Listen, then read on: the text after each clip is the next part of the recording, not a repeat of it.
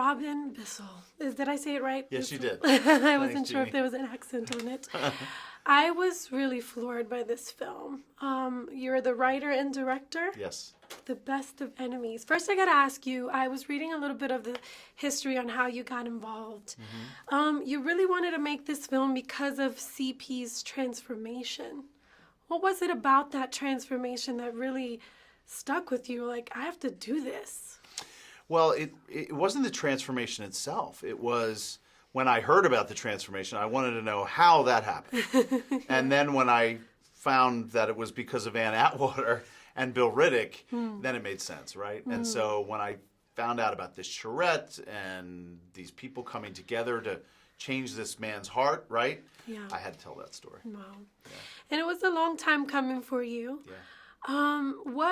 As when you finally sat down ready to make the film, what were the parts that you're like, this is what I really want to highlight? And kind of tell me a little bit about the heart behind it. Why did you want to tell the stories that you did in the film?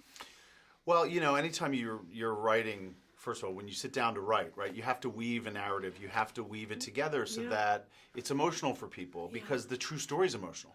So for me, I wanted to, I didn't want to make it, I had to make it at least as emotional as the true story or else I failed, right? I'm getting to tell a story that no one knows about. That's really important. Yeah. And so I just needed to highlight the real moments, this is a true story. And I had two great actors to help me do that. So phenomenal. More than two, but the two great actors. They completely transformed into these people. Yeah. What are you hoping people walk away with? I mean, I think the times that we're in, we can use a lot of charrettes, if you ask me. By the way, I think you're right. I mean, if you want to make it that basic, that's exactly right. We all need charrettes, right? We need to see each other's three-dimensionally. We're living in a two-dimensional world, Twitter and computers, and we need to start talking. If you sit down and talk to one another, maybe, And so I just think we need to, I want people to take away that it's possible, right? That there is hope. Yeah.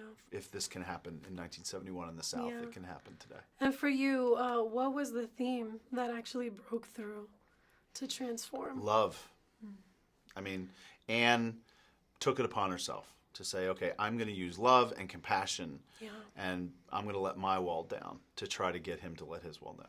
Incredible. Yeah. A lot of the people that are going to watch this are faith-based audience, and I loved how you showed the two sides of people of faith. He thought a lot of his tenets were from the Bible, and then you see Ann Water with her sassy self, and she's like, this is my weapon. That's right.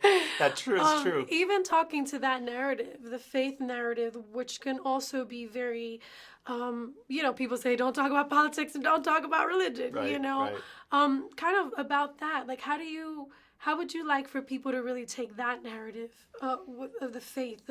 Because there's many different versions of faith, I guess. Sure. I mean, look, I think that Anne's idea of her faith and her, being a Christian was all about love, was all about love will see its way through. Yeah. And that's what she took. And so that's what's important in the story to me, because she was so religious and so she had such strong faith, and it carried her forward.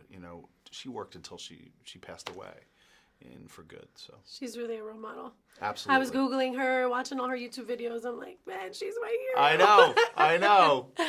Lastly, were you in touch with the family members of CP and have they seen it? How are they feeling about actually seeing this come to life? Yeah, so I was lucky enough to know Anne starting in 2013 for 3 years before she died. I love that. She died in 2016, but I got to know her, and I've saved all her voicemails, and we've had a lot of great conversations.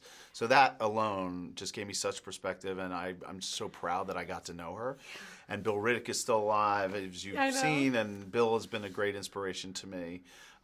Bill's seen the movie. He and his family saw it a couple of weeks ago and loved it. CP's family has been really wonderful and trusting in me telling their dad's story, and they're going to see it next week along with Anne's daughter and her granddaughter in Durham on Tuesday. So all the families are coming.